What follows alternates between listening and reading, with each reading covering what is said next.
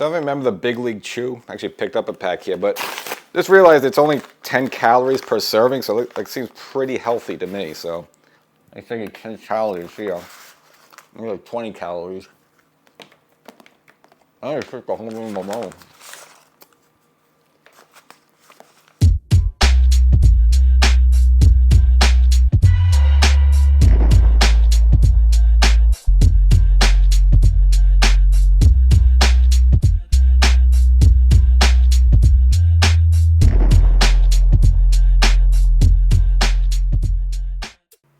Welcome to Section 420, Talkin Yankees. Well, Giancarlo Stanton is finally back in a New York Yankee uniform, the actual pinstripes, not in the minors, but on the major league level. So kind of look back at his first game as he rejoins the Yankees in the Bronx in their series against the Angels there. And of course, with Stanton coming in, that means what's the plan for Ben Rice? You figure that's going to cut on his DH time there. So we'll kind of give you Boone's take on kind of what the plan is for Ben Rice. Again, with Stanton and him both in that DH spot there. And of course, now with Stanton coming into the AL East, kind of a big of a shocking move. Rafael Devers exit the AL East, getting shipped out to the San Francisco Giants in a bit of a shocking move. And right after the Boston swept the Yankees there, so you think they'd be righties like high there. So kind of sudden, so we'll sort of break the whole thing down. I'll kind of give you a take of why I think they might have wanted to ship him out there. And you kind of saw this coming a little bit with some of the disgruntledness he had there in spring training there. And of course, you know, it wouldn't be a Yankee season we didn't have some Tommy John surgery. So I'll give you the latest victim to go under the TJ knife there. And you're still probably wondering, where's Luis Gil? You figure we'd be here by now. So we'll kind of also give you an update on Luis Gil as we're waiting for him to rejoin the rotation. And, you know, I don't go crazy over this, but of course the All-Star game's coming up pretty soon there,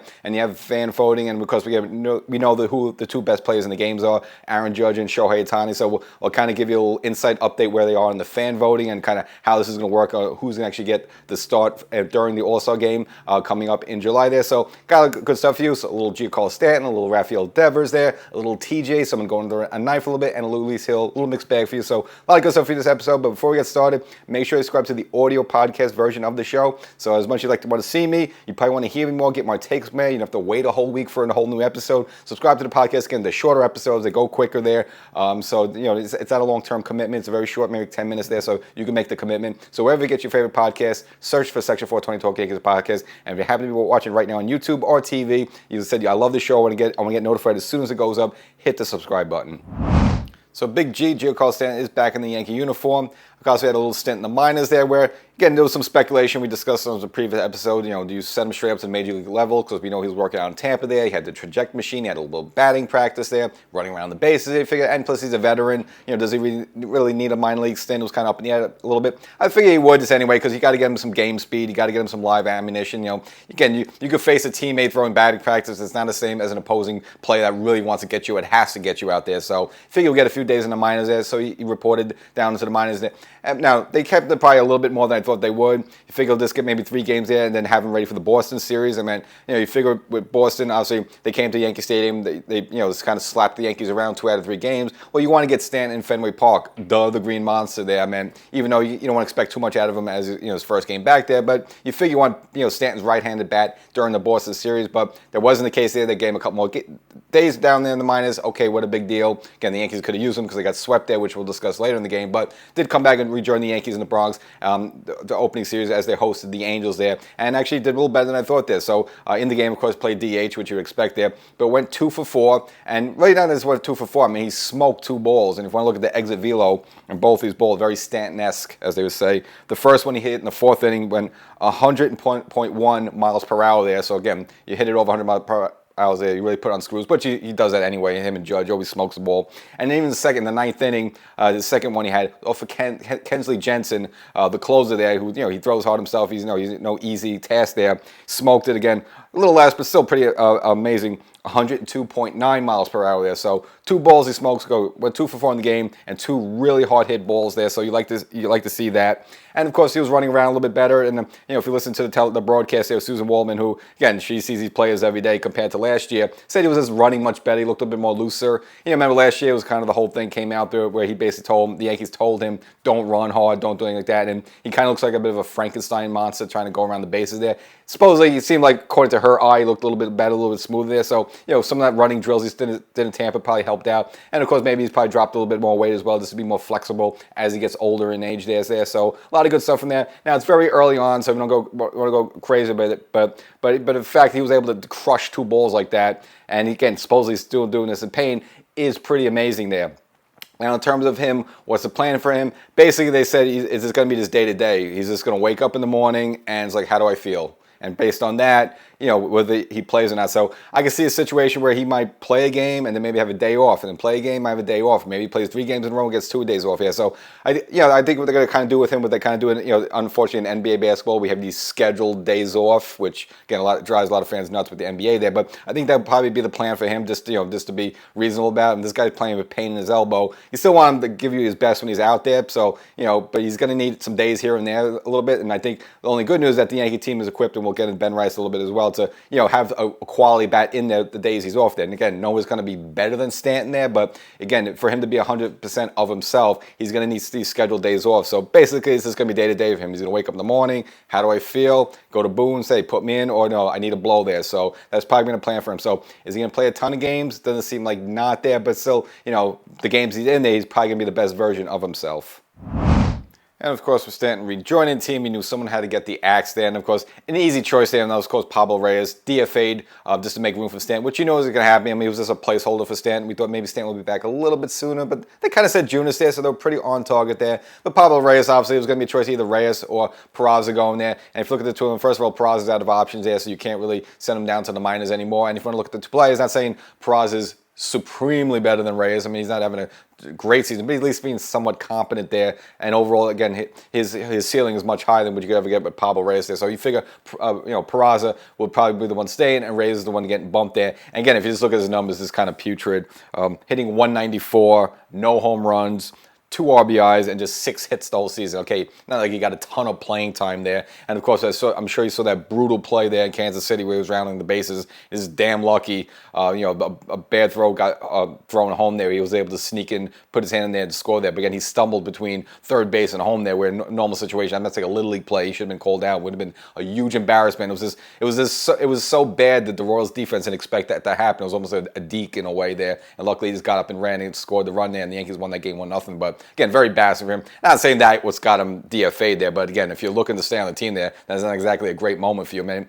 The time you're supposed to be in there, you don't get many opportunities. You really got to shine, and that's just not shining there. But nevertheless, you got to make room for somebody there, so you figure he was going to be gone. So easy choice, Pablo Reyes gone there. And again, we just knew what he was basically. He was just a placeholder until Stanton came back. And speaking of Peraza, so like an interesting story about him. Of course, now, his playing time severely cut down, with, of course, Jazz coming back. I know Jazz has been banged up a little bit, but of course, Jazz, DJ, you got a lot of, not too much room for Peraza to play with there. So interesting enough, it looks like Luis Rojas has been working him out as an outfielder there, which is kind of surprising because he never played a game, at least on the major league level, in the outfield or the minors as well. Obviously, we've mainly seen him at third base, couple times a second, and a couple times to give Volpe a breather there. But so he's only been on the infield bit there. But now apparently, I guess the Yankees, they want to keep him on the roster. They don't want to let him go. This is something about him. Again, we know he's out of options there. So this is basically grasping for straws to keep this guy on the roster. So they're looking to work him out in the outfield there. So kind of find it interesting. But really, the whole thing kind of smells like Miguel Andujar all over again. Again, Miguel Andujar, always, a good hitter, good slugger, but there was really never a home for him. Again, he was a bit of a butcher boy at third base there. I'd say probably Peraza's defense is a little bit, is probably, I'm not going to say significantly better than Andujar. Then they tried Andujar out in left field there, and it didn't work out a little bit because, again, it's a bit of a duck out of order. It's like, what do you do with this guy? Eventually, they just got rid of him. They traded him away there. So I guess see maybe something similar happened to Peraza. He just doesn't have a home right now, so they didn't work him out in the outfield there, which I guess, I don't know, maybe he could be like a jack of all trades, maybe he could be the Pablo Reyes of sorts there to play every position, just want to get him around a little bit. Again, the Yankees had that with Oswaldo Cabrera, but of course with Cabrera, obviously injuring his ankle, he's done for the year there, but Cabrera was that guy who could also play almost either in the infield or outfield as well there, so maybe they want to convert Peraza to that just to keep him on the Major League roster, keep his bat in there, so we'll see how it works out. I just don't think it would, because again, this guy's never even played a game in the outfield before, at least on the minor or the Major League level. Now you're going to want him out there especially in Yankee Stadium, left field, or I can't see where you're gonna put the guy. Maybe right field a little shorter there. Maybe give Judge a breather. If the Yankees are up by 10 runs or something, you want to give Judge off his feet a little bit. Okay, I mean the Yankees do have some guys on the bench ready to play outfield there, so I don't really get the point there. But maybe just want to find a way to keep this guy on the roster some way somehow. And it could be an insurance policy with Jazz, because again, Jazz been back a little bit, but of course dealing with the oblique injury, and again he's kind of been banged up a little bit, also dealing with a groin injury there as well. So you don't want to you want to keep Peraza at least around the team a little bit, just in case Jazz has to go in the IL again. You could put Peraza at third base, but right now for the outfield, doesn't really seem up to be a fit. Now, Ben Rice has been doing a good job for the Yankees, kind of holding it down the fort there, mainly in the DH spot there with Stanton missing there, but of course, with Stanton coming back, that's going to eat into Ben Rice's playing time. But, with Ben Rice, he's been having a good season for the Yankees. I know he's been slumping a little bit lately, and of course, had that embarrassing moment in Fenway. They got picked off second base there, but overall, you say you have a positive outlook about him, so you don't want to keep him just throw him on the bench and only play once a week there, so you have to keep his bat somewhat relevant in the lineup there. So, according to Boone, actually, you might see Ben Rice a little bit more in the catching position, which we saw that in spring training there, which was kind of a little bit shocking very early on. Then they kind of moved away from that there. Of course, we all know J.C. Escara got the backup catcher job there. But now it looks like the Yankees are going to go with maybe 3 catchers there, where you might see an occasional Ben Rice there. So I don't know exactly when they're going to do this and who they're going to match him up with it, but they at least want to get his bat in there a little bit more there. But I mentioned before, I think still Ben Rice is going to get significant playing time, because I just think Stanton with his elbow there, he's just kind of probably have a lot of days where he wakes up and just feels a little soreness and says, hey, look, I can't go today. Or the Yankees are probably just getting him a lot of scheduled days off there. So, Ben Rice should get enough playing time, but if there's a game where, Stanton's DHing, it's like, all right, what do we do with Ben? We want to get him in there. Well, we have Paul Goldschmidt. We want him at first base there, so maybe they put him, Ben Rice, in there backup catcher. Now, offensively, of course, Ben Rice much better than J.C. Escara there, but of course, you worried more about him receiving there. Can Ben Rice receive, like J.C. Escara? So that kind of remains to be seen. Now, if you want to look, maybe I've been watching Ben's numbers lately there. So the batting average, not too great there. You'd like them up a little bit. So right now, at this moment, hitting .229. So not great, not super terrible, but not great at all there. But your eyes got to be open up at the 12 home runs. I mean, we're not even in July yet. The guy has 12 home runs, which means could be kind of on pace there for maybe, late 20s, maybe possibly 30 home runs. I don't think he'll get 30 home runs, but even if he gets like 24, 25 home runs, I mean, in his kind of, maybe first full year as a Yankee. I know he came up for a cup of coffee last year there, but in his first full season there, to have 25 home runs, that's pretty darn good. I had to go along with 26 RBIs there. So I think, they want to keep Ben Rice engaged there. He's not a guy you say, well, let's just send him to the minors so he can play every day and get his at-bats, stuff like that. I think at this point that Ben right now has had, I don't say he's been great, but he's had enough success here on the major league level that you want to keep him on the major league level, but you got to keep his bat in the lineup there, so you got to find different ways. So have him as a catcher once in a while should do it there. And again, if he goes the way he's doing right now, I think maybe for next year you consider him as the first time, full-time first baseman, which I'd have been cool with would have done that this season. But of course, when they signed Paul Goldschmidt, obviously, even at the age 37 years old, you go with Goldschmidt. He was, obviously a previous MVP and still, very good player there. But I think for next year, they probably let Goldschmidt walk, because he's only on a 1-year deal for $12 million. I mean, could you bring Goldschmidt again for one more year? Possibly as well. And he might have earned it. Again, he's hitting in the 300s there. And I'll get into All-Star voting a little bit. He might even start in the All-Star game at first base for the Yankees. That's how good he's been there. But if that's the case, he walks, and you have Ben Rice as your full-time first baseman of the future. So we have the big, Rafael Devers blockbuster trade, but we'll get into that a little bit later, because the precursor to that is the fact that the Yankees been getting smacked around by Boston lately. Again, they came into the Bronx, took 2 out of 3. Then the Yankees go up at Fenway. Now they figure the Yankees be ravaged and want to get revenge. The Yankees get shut down completely, so you get Boston sweeping the Yankees. So far in 2025, at least at this moment, the Yankees are only 1 of 5 against Boston there. So you figure Boston might feel good about themselves. Now overall, have they a really good first half of the season? You would say not really. Them, and they've pretty much been hovering around 500. Sometimes they're a game up to 500. Sometimes they're 2 or 3 games under 500, which kind of seems surprising, because the way Boston pitched against the Yankees, I'm not surprised they're not much better than this. But nevertheless, why the Devers trade was so shocking is that it came after Boston just swept the Yankees. You figure Boston would be riding high, feeling good about themselves, and then they just trade away basically their best hitter, which is kind of kind of shocking to everybody, shocking to the fans, everyone else. There's like, well, you just swept the Yankees. Maybe you could start crawling your way back up the AL East ladder there, but now you kind of tied yourself down because you just traded away your best hitter there. So the whole thing doesn't really make kind of sense on the surface. Now we'll kind of get into the weeds a little bit later there, but nevertheless, we'll get into the Boston series more urgently for the Yankees, because it was just so bad. I mean, they scored a historic low 4 runs the entire weekend, which is something they haven't done since like 1916. miserable weekend for Aaron Judge there. Now, he had the one dramatic home run against Crochet that first game there, which would have been a great Yankee Classic win if they could have pulled that one off there. But other than that, Judge went 1 for 12 the whole way, just with that one home run. That's it. And they pretty much shut him down, struck him out a whole bunch of times there. So miserable for the Yankees. Base running gaffes as well. As you mentioned earlier, Ben Rice getting caught, picked off second base, which can't happen. Dominguez also getting picked off the base there, not paying attention there. And again, he made no excuses about it there. Again, it's brutal. And again, Boston pitched the Yankees tough. Again, Crochet pretty much shut the Yankees down for 9 innings. Now, I figured maybe they could have possibly brought Chapman out the 9th inning, but I think the whole idea that Crochet was throwing so well, and you don't know how Chapman would react. Obviously, facing against his former team, would he be too amped up, or would he be a little too wild there? Maybe this Crochet is throwing so well, and the pitch count was somewhat manageable. Let him go out there and finish the game, but Aaron Judge at least ties the game there in the 9th there, and get a little bit drama there in extra innings. The Yankees, could have done something because, Volpe, of course, as the ghost runner. Again, the Yankees they just can't handle the ghost running. I don't know what it is. It's been going on for the past couple of years. I'm not against the ghost running. I think it's good, again, to shorten the game up so you don't have like 18 innings, and then you can't use any of your pitches the next day there. But the Yankees just keep butchering this up, whether at home and away, but especially away. I mean, if the Yankees don't finish the game in the 9th inning, they're done. That's just it. It doesn't matter there. So they blow that opportunity. Volpe getting caught stealing third base there. And, of course, DJ LeMahieu coming up. Now, look, this would have been 2 outs, so you don't have to make a difference in the game. But clearly hit a double down the right field line there. That a piece of it hit the white line. I mean, it's that obvious there. You can see it on the replay, but still, the umpire called it foul at the moment.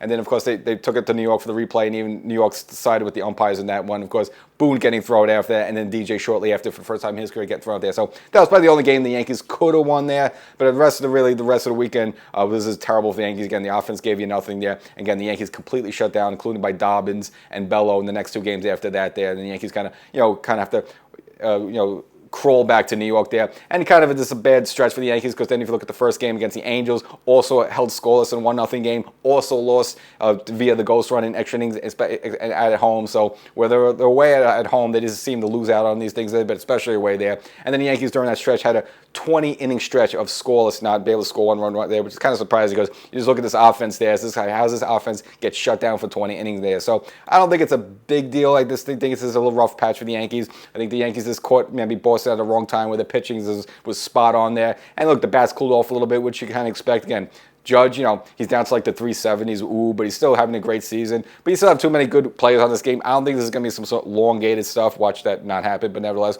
remember what happened last year. The Yankees got a good start. And then almost really to a T, it started in Boston there.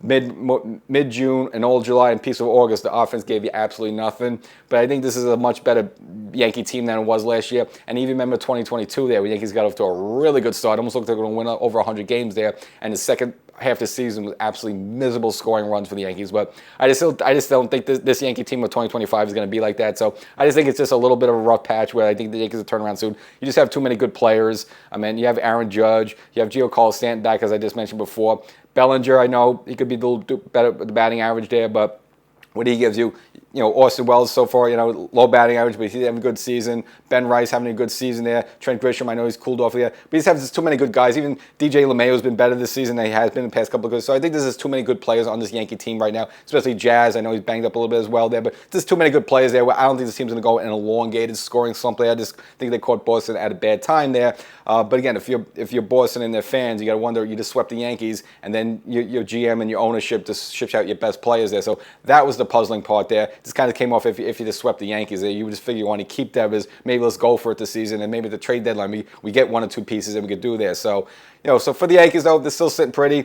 Obviously, the breathing room they had in the AL East got shortened up a little bit. And again, Tampa's actually been playing a little bit better as well there. But still, Boston back, about 5 games back in the AL East there. And it's just, now that they traded away Devers, I don't think they can make up for that. And still, I don't want to be too cocky, but if you want to just look at the Yankees right now, the AL East, you still want to, I don't say open the champagne bottle yet. There's still a ton of baseball to go. But this still, compared to the other teams there, the Yankees just still seem superior. The Yankees got to play better against them. You can't be 1-5 against Boston there. You got to play better than your opponents. And you remember that. And you just remember a couple games against Tampa, the Yankees just gave away. You remember the Devin Williams blow up. That was the Mother's Day game when the Yankees were up like 8-4 there. So there's been some situations where the Yankees have given some games away there. So again, the Yankees probably have the AL East locked down, but you just got to do better against the AL East opponents there. So hopefully the Yankees do a better job of that in the second half.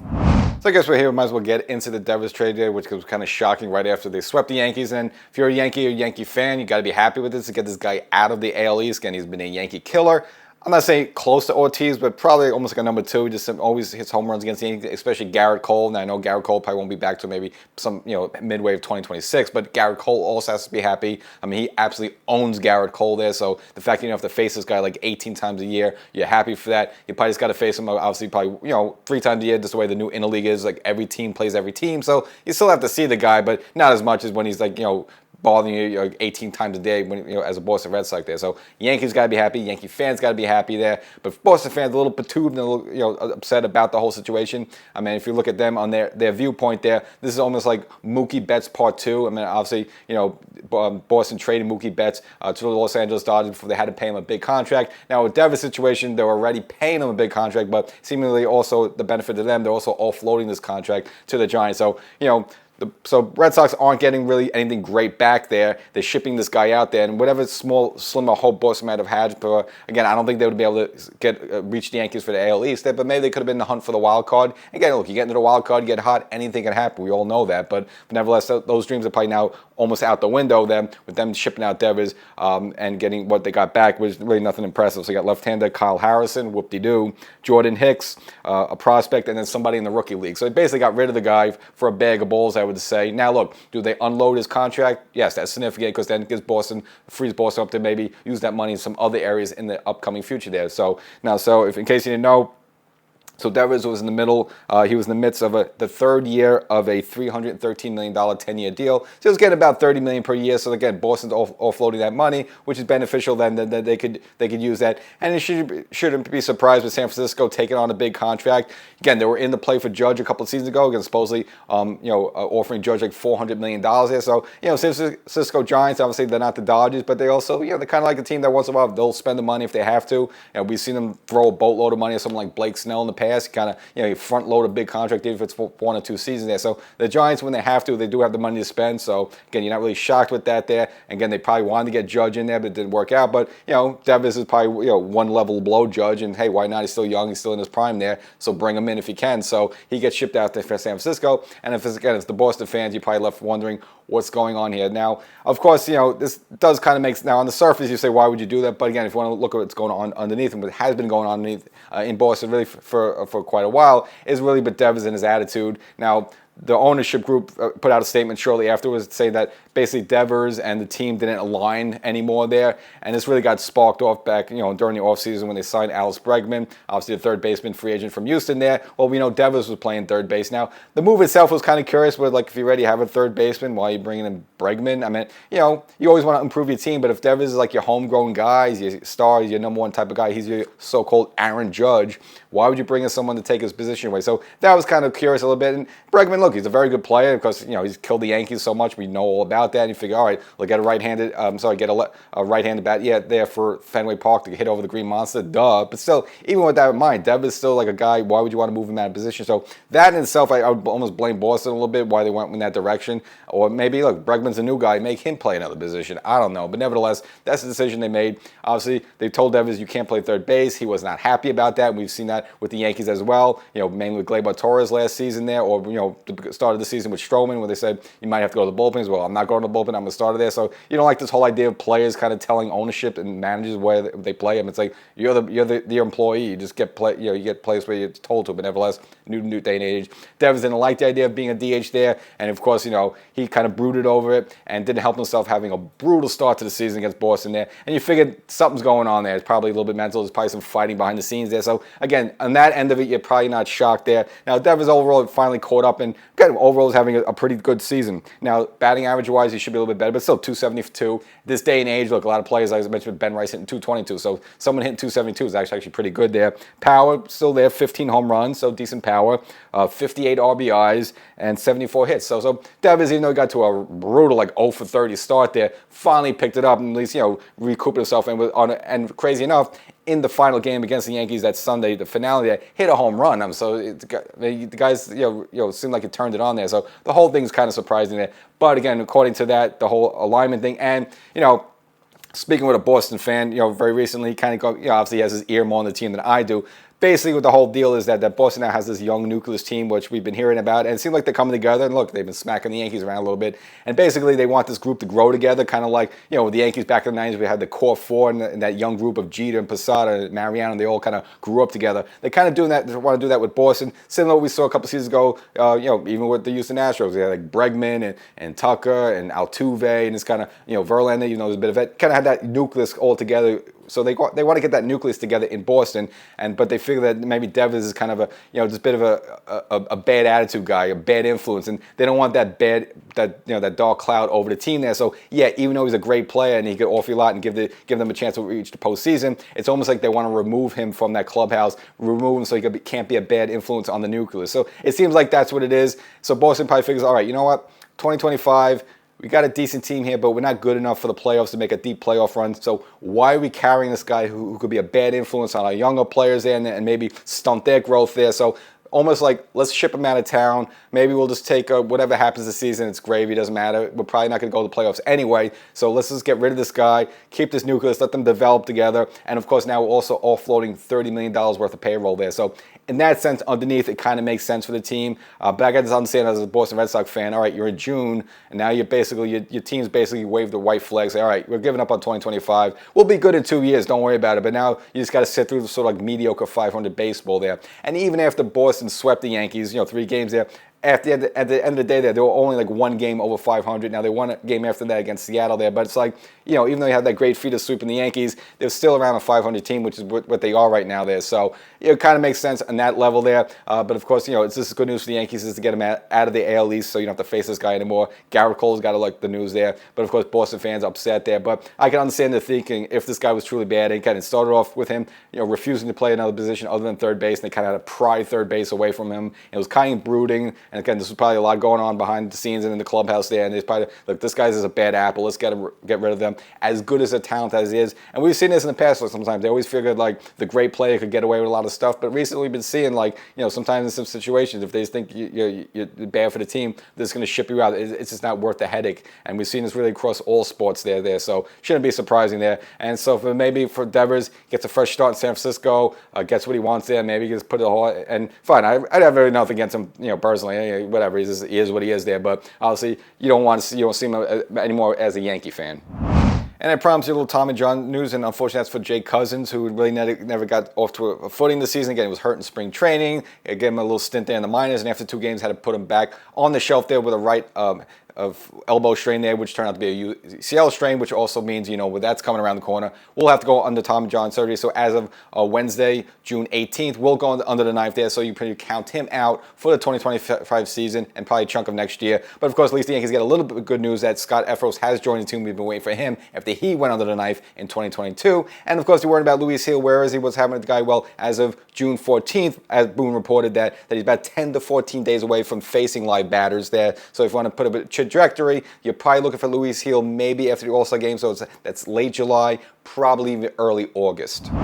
And we'll end the episode on some All-Star news. Again, we got the All-Star game this year. It's July 15th in the Atlanta Braves Truist Park there. Now the leading vote getter, no shocking there, Aaron Judge, who's also the first player to reach 100 hits so far this season. Now he's leading everybody with 1,500,000 and change votes there, which is 200,000 more than Ohtani is the second there, and Ohtani obviously now throwing off the mound there, but Judge the leading vote getter. But if you want to see some interesting stuff for the Yankees there, one will be Paul Goldschmidt right now leading first baseman there with about 600,000 votes there, and for second base, hold your breath on this one, Gleyber Torres actually leading right now with 535,000 votes there. So what happens basically, you get the first and second place of each position there, gets cycled in there, and then you have a runoff between each individual player there to see who gets the start. And again, this is fan voting, which runs through June 26th. So that's the episode. Hope you enjoyed it. Make sure you subscribe to the audio podcast version of Section 420 Talkin Yankees, the podcast, and subscribe on the YouTube channel as well. And we'll catch you next time.